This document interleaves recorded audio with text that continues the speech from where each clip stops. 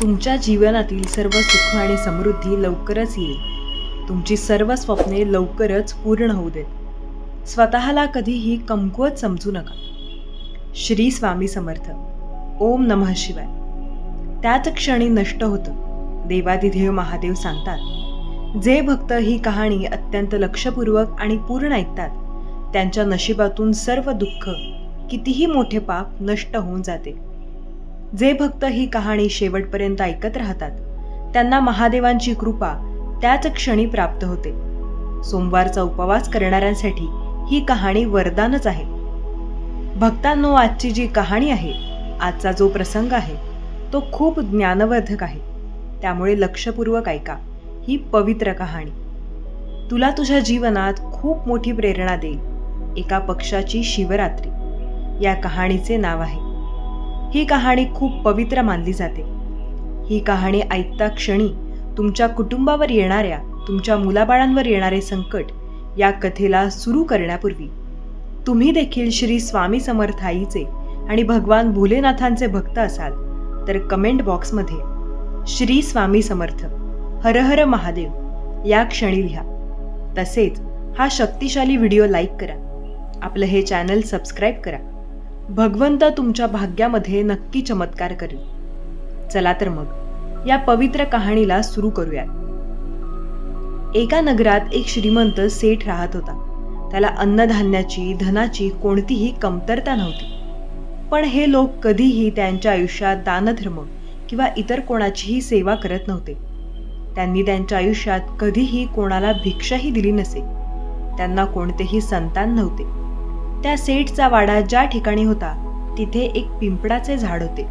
त्या पिंपळाच्या झाडावर एक सुंदर पक्षी राहत होता. त्या पक्षाने तिथेच घरटे बांधले होते. त्या पक्षाला पती व 2 पिल्ले देखील होती. तो पक्षी रोज आपल्या पिल्लांना खायला आणण्यासाठी नगरात जात असे आणि नगरातून पिल्लांसाठी खायला आणून त्यांच्या घरट्यात जाऊन बसत असे. त्या सेठच्या घरी देखील तो पक्षी रोज यायचा, पण तिथे त्याला एक दाणाही मिळत नव्हता आणि तो पक्षी तिथून पुढे जायचा. तेव्हा तो पक्षी मनात विचार करू लागतो की या सेठकडे संपूर्ण शहरातील सर्वात मोठा वाडा आहे. तो खूप श्रीमंत व्यक्ती आहे, पण तरीही तो कधीही कोणाला दान करत नाही, कधीही कोणाला भिक्षा घालत नाही, कधी कुठल्या देवळात मदत करत नाही, कधी असह्य माणसालाही मदत करत नाही, कधी जनावरांना मदत करत नाही. हा सेठ अतिशय कंजूष आहे. एके दिवशी सकाळी हा पक्षी घरट्यातून उडून त्या सेठच्या हवेलीवर बसतो. जेव्हा पक्षी जाऊन सेठच्या वाड्यात बसतो, तेव्हा सेठ आणि त्याची पत्नी बोलत बसलेले असतात. त्याची पत्नी सेठला सांगत होती की आपल्याकडे खूप संपत्ती आहे, आपण खूप श्रीमंत आहोत, संपूर्ण नगर आपल्याला खूप मानतं, पण आपल्याकडे असलेल्या संपत्तीचं आपण काय करणार? या धनाचे तुम्ही काय करणार आहात? आपल्याला पुत्र देखील नाही की ज्याला ही संपत्ती, हे धन मिळेल.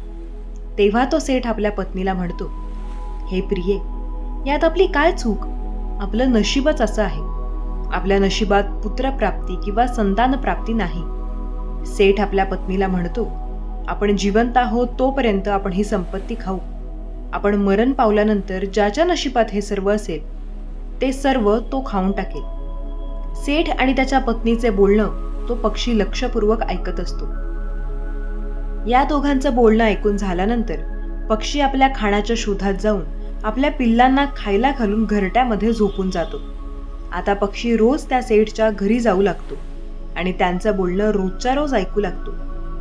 भक्तांनो, या सेठची बायको अतिशय प्रेमळ आणि दयाळू असते. तिच्यामध्ये करुणा खूप असते. जेव्हा त्या सेठची बायको त्या पक्षाला रोज आपल्या वाड्यात येताना पाहते, तेव्हा त्या सेठच्या पत्नीला त्या पक्षावर प्रेम आणि दया येते. आता त्या सेठची पत्नी त्या पक्षाला रोजच्या रोज लपवून दाणे खायला घालत असते आणि तो पक्षी देखील ते दाणे स्वतःही खात असतो आणि आपल्या पिल्लांनाही खायला देत असतो. असेच काही दिवस निघून जातात. तेव्हा तो पक्षी मनात विचार करू लागतो, या सेठची बायको किती चांगली आहे, मला माझ्या पिल्लांना रोज खायला देते, पण तिच्या नशिबात पुत्रप्राप्ती किंवा संतान प्राप्ती नाही. तेव्हा तो पक्षी मनात विचार करू लागतो की असे काय करता येईल की या सेठच्या पत्नीला पुत्रप्राप्ती होईल. एका स्त्रीच्या आयुष्यातील सर्वात मोठा आनंद म्हणजे तिचं आई होणं. हाच विचार करून त्या पक्षाला खूप दुःख होतं. या चांगल्या दयाळू स्त्रीच्या आयुष्यात असं का असेल, हा विचार तो पक्षी करत असतो. पक्षी आपल्या स्वतःच्या मनाला विचारतो की मी असे काय करू की या सेठच्या पत्नीला पुत्रप्राप्ती होईल. एक दिवस त्या पक्षाच्या मनात विचार येतो की मी एक गोष्ट करू शकतो. मी देवाधिदेव महादेवांकडे जातो आणि सेठच्या पत्नीसाठी महादेवांच्या चरणी प्रार्थना करतो की सेठच्या पत्नीला पुत्रप्राप्ती व्हावी. हाच विचार करून तो पक्षी आपल्या पतीला म्हणतो की मी काही दिवसांसाठी लांब बाहेर ठिकाणी जात आहे. तुम्ही आपल्या पिल्लांचे रक्षण करा. आपल्या पिल्लांना वेळच्या वेळी खायला प्यायला द्या. आणि ती पक्षी उडत उडत उपाशीपोटी शेवटी कैलास पर्वतावर पोहोचते. त्या पक्षाने एकही दाणा खाल्लेला नसतो.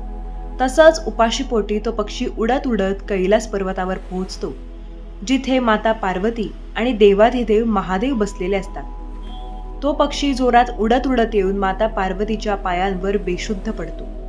माता पार्वती मोठ्या प्रेमाने त्या पक्षाला आपल्या हातांवर घेतात आणि त्या पक्षाला प्रेम देऊन कुरवाळून जागे करतात. पक्षाला विचारतात, अगं तू कुठून आली आहेस? तू कोण आहेस? तू खूप नाराज देखील वाटत आहेस. काय झालंय? तेव्हा ती पक्षीण म्हणते, माता पार्वती, मी खूप लांबून आली आहे. आई, मी माझ्याकडे दुःख आहे म्हणून दुःखी नाही, तर मी एका दुःखी स्त्रीसाठी तुझ्याकडे आलेली आहे. मला तिचं दुःख सहन होत नाही. तेव्हा माता पार्वती त्या पक्षिणीला म्हणते, मला तुझं दुःख स्पष्ट आणि व्यवस्थितरित्या समजावून सांग. तेव्हा ती पक्षीण म्हणते, हे माता, मी ज्या ठिकाणी राहते तिथे एक वाडा आहे. त्या वाड्यात एक सेठ आणि एक सेठानी राहते. त्या सेठची पत्नी खूप दयाळू आणि प्रेमळ आहे. माझ्यावर कृपा कर आणि त्या सेठच्या पत्नीला पुत्रप्राप्ती होऊ देत, ही प्रार्थना मी मनापासून करत आहे. या गोष्टी माता पार्वतीला सांगून ती पक्षीण पुन्हा बेशुद्ध होते. माता पार्वती पुन्हा त्या पक्षिणीला शुद्धीत आणण्याचा प्रयत्न करते. तेव्हा माता पार्वती त्या पक्षाला अन्न पाणी देते आणि शुद्धीत आणते आणि त्या पक्षाला म्हणते, बाळा, तू चिंता करू नकोस. थोड्या वेळातच महादेव उठतील. तेव्हा आपण दोघे मिळून महादेवांशी बोलूयात. आणि थोड्याच वेळात महादेव जागे होतात. माता पार्वती त्या पक्षाला आपल्या हातावर घेऊन महादेवांच्या समोर जातात. त्या पक्षाबद्दल महादेवांना सांगतात आणि म्हणतात, प्रभू, एका नगरात खूप मोठा सेठ आणि त्यांची पत्नी राहते. त्यांच्या नशिबात पुत्रप्राप्ती आहे का? तेव्हा महादेव ध्यानाला बसतात आणि माता पार्वतीला म्हणतात की पार्वती, त्या सेठच्या आणि त्या पत्नीच्या नशिबात पुत्रप्राप्ती नाहीये.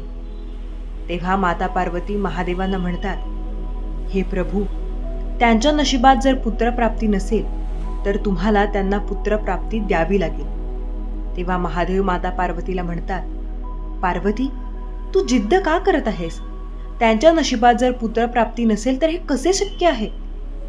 तेव्हा माता पार्वती महादेवांकडे हट्ट करतात आणि प्रेमाने म्हणतात, हे प्रभू, ही पक्षी खूप लांबून मोठ्या आशेने आपल्या जवळ आली आहे. तिची इच्छा तुम्ही पूर्ण करावी अशी माझी इच्छा आहे. माता पार्वतींची ही गोष्ट ऐकून देवाधिदेव महादेव म्हणतात, ठीक आहे, तुझा कोणताही हट्ट मी अपूर्ण ठेवला नाही. तुझा हा हट्ट देखील मी पूर्ण करेन, पण एक मोठी अट आहे. मग महादेव त्या पक्षिणीला म्हणतात, तू ज्या सेठच्या पत्नीसाठी प्रार्थना करत आहेस, तो सेठ आणि त्याची पत्नी कधीही दानधर्म करत नाहीत. त्यांची कोणत्याही भगवंतावर श्रद्धा नाही. ते कधीही ईश्वराचे भजन ऐकत नाहीत. पण आता त्यांना पुत्रप्राप्ती झाल्यावर हे सर्व करावं लागेल. त्यांना लोकांची सेवा करावी लागेल. त्यांना दानधर्म करावा लागेल. त्यांना मंदिरातही जावं लागेल. त्यांना भक्ती करावी लागेल. त्यांना भजन सत्संग ऐकावाच लागेल. आणि त्यांना जर या गोष्टी पुढे जाऊन केल्या नाहीत तर सगळ्याच गोष्टी अवघड होतील. त्यांच्यावर पुढे जाऊन संकट येत राहतील. हे ऐकून ती पक्षीण महादेवांना म्हणते, हे देवा, मी माझ्या परीने खूप प्रयत्न करीन की ते मंदिरात जातील, दानधर्म करतील, लोकांची सेवा करतील. या सर्वांची मी व्यवस्थितरित्या काळजी घेईन. तेव्हा महादेव त्या पक्षिणीला तथास्तु असं बोलून आशीर्वाद देतात आणि तो पक्षी पुन्हा उडत उडत येऊन आपल्या ठिकाणी पोहोचतो. बरोबर 9 महिन्यांनंतर त्या सेठच्या बायकोला पुत्रप्राप्ती होते. तेव्हा सेठ आणि त्याची बायको खूप आनंदी होतात. त्यांचा आनंद गगनातच मावत नसतो. सेठच्या बायकोला पुत्रप्राप्ती झाल्यामुळे त्या पक्षिणीला देखील भरपूर आनंद होतो. ती मनात म्हणते, माझ्या मेहनतीचे फळ मला महादेवाने दिले. पक्षिण खूप प्रसन्न झालेली असते. ती मनात हा विचार करते की जेव्हा सेठ आपल्या पुत्राला काही ना काही खायला देतील तेव्हा त्यातील काही दाणे खाली देखील पडतील आणि ते खाली पडलेले दाणे आम्हाला भेटतील. हाच विचार करून ती पक्षीण खूप आनंदी झालेली असते. आता हळूहळू त्यांचा मुलगा मोठा होत असतो. एक शिवरात्री निघून जाते, दुसरी शिवरात्री निघून जाते, तिसरी शिवरात्री निघून जाते, चौथीही शिवरात्री निघून जाते आणि 5वी रात्र येणार असते. तेव्हा ती पक्षी खूप दुःखी आणि चिंताग्रस्त झालेली असते. कारण पक्षीण विचार करू लागते की सेठचा मुलगा आता 5 वर्षांचा झाला आहे. हा सेठ आणि सेठांनी अजूनही कोणतेही दान करत नाहीत, कोणत्याही मंदिरात जात नाहीत, कोणाला भिक्षाही देत नाहीत, कोणतेही पुण्यकर्म ते करत नाहीत. आता हा विचार करून त्या पक्षिणीला खूप वाईट वाटते. पक्षिण विचार करू लागते की जर या लोकांनी दानधर्म करायला सुरुवात केली नाही तर त्यांच्या मुलाचे आयुष्य कमी होईल आणि तो लवकरच मरेल. हा विचार करून पक्षिण खूप दुःखी होते, खूप चिंताग्रस्त होते. पक्षिण विचार करू लागते, सेठ आणि त्यांच्या पत्नीला मी हे कसं सांगू? त्यांना माझी भाषा कळत नाही, माझे हावभावही समजत नाहीत. आता मी काय करू? हा विचार करून पक्षिण खूप दुःखी होते. तोपर्यंत त्या पक्षिणीची बाळही खूप मोठी झालेली असतात. पक्षी आपल्या मुलांना म्हणते की मुलांनो, तुम्ही तुमची काळजी घ्या, मी काही दिवसांसाठी कुठेतरी जात आहे. मग ती पक्षीण पुन्हा आपल्या घरट्यातून उडून थेट कैलास पर्वतावर येते. कैलास पर्वतावर जाऊन माता पार्वतीच्या पाया पडते आणि माता पार्वती त्या पक्षाला हातात घेत आणि म्हणते, हे पक्षिणी, आता तुला काय त्रास आहे? तुम्ही म्हणाल तसं झालंय. सेठ आणि सेठच्या पत्नीला आता मुलगा झालाय. आता पुन्हा तुम्ही कशाला आला आहात? तेव्हा ती पक्षीण माता पार्वतीला म्हणते की आई, सेठ आणि सेठानीला मुलगा तर झालाय, पण सेठ आणि सेठानी यांना मी योग्य मार्गावर आणू शकले नाही. मी त्यांना योग्य मार्गावर आणू शकले नाही. त्यासाठी मी सर्वप्रथम तुमची क्षमा मागते. ते धर्माचे कार्य करत नाहीत. दोघे पती पत्नीही आजही सारखेच आहेत ना. कोणत्या मंदिरात जातात, ना दानधर्म करतात, ना कोणाला दान देतात, ना कोणत्या देवाची पूजा करतात. पती पत्नी दोघेही अजूनही तसेच वागतात. तेव्हा महादेव म्हणतात, असे वागून चालणार नाही. असे केल्याने त्यांचा पुत्र अल्पायुष्य होईल. मग तो पक्षी माता पार्वतीच्या पाया पडतो आणि त्याचे डोके देवांच्या कर्णाशी मारायला लागतो. ती म्हणते, हे परमेश्वरा, असे होऊ नये. तिच्या मुलाचं आयुष्य वाढवा, माझ्यावर कृपा करा. एक गोष्ट त्या पक्षाला खूप चांगल्या प्रकारे माहीत होती की जर तुम्हाला एखादी इच्छापूर्ती करायची असेल तर माता पार्वतीकडे करा. माता पार्वतीच्या शरणी शरण जा. मग माता पार्वती नक्कीच देवाधिदेव महादेवांना या गोष्टीसाठी तयार करते. आणि त्याचप्रमाणे तो पक्षी माता पार्वतीच्या चरणांशी शरण गेला. आपले डोके माता पार्वतीच्या चरणांशी आपटू लागला. तेव्हा दयाळू माता पार्वतीने त्या पक्षाला आपल्या हातावर घेतले आणि म्हणाली, हे पक्षी, तू चिंता करू नकोस, सर्व ठीक होईल. असे बोलून माता पार्वती महादेवांना म्हणू लागल्या, हे प्रभू, हे संकट दूर करा.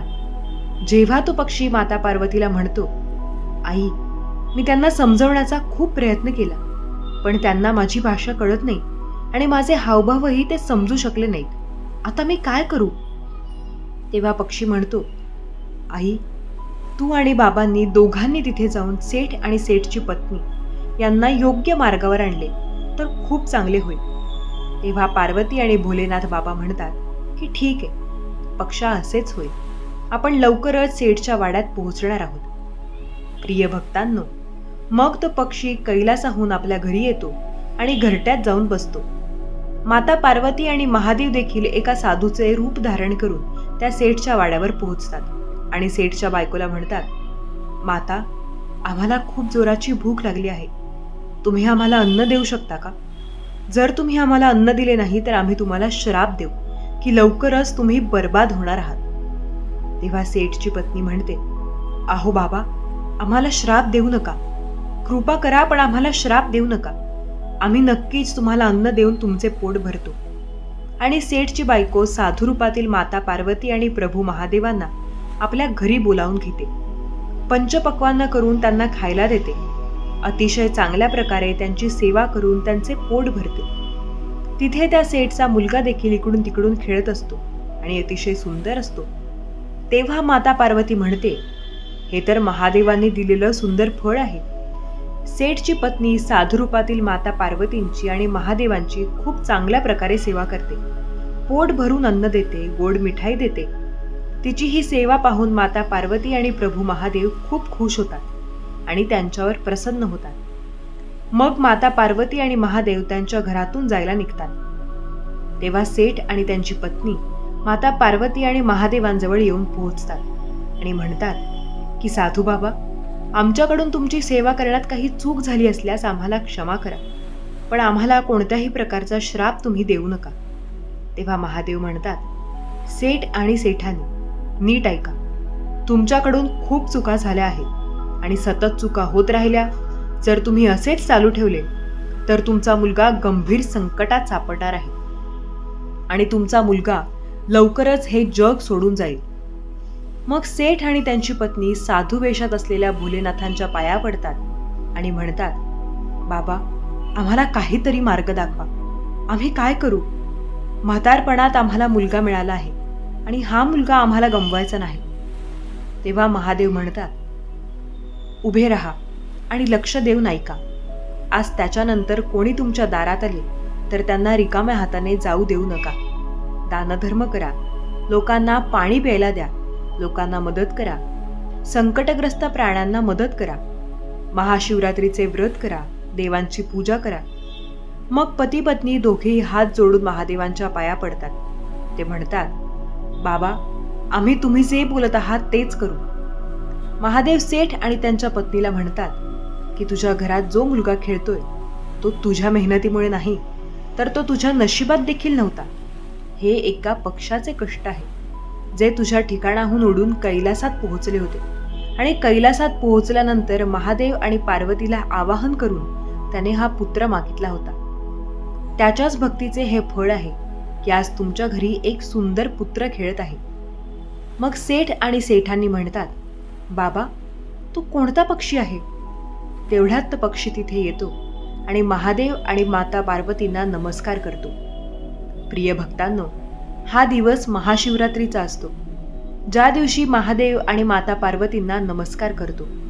प्रिय भक्तांनो, ज्या दिवशी महादेव आणि माता पार्वती सेठ आणि सेठानीच्या घरी येतात आणि तेव्हाच माता पार्वती आणि प्रभू महादेव त्यांचे खरे रूप धारण करतात आणि त्या सेठला व त्यांच्या पत्नीला दर्शन देतात. मग तो सेठ आणि त्याची पत्नी भगवंतांच्या चरणांशी शरण जातात व त्यांनी सांगितलेल्या गोष्टींचे पालन करतात. सेठ आणि सेठानी मोठ्या थाटामाटात महाशिवरात्री साजरी करतात. महाशिवरात्रीला ते उपवास करतात व त्यांच्यासोबत पक्षीही उपवास करतात आणि महाशिवरात्रीचा उपवास करणाऱ्यांवर देवाधिदेव महादेवांची कृपा कायम होते आणि होत राहते. भक्तांनो, आजची कथा इथेच संपत आहे.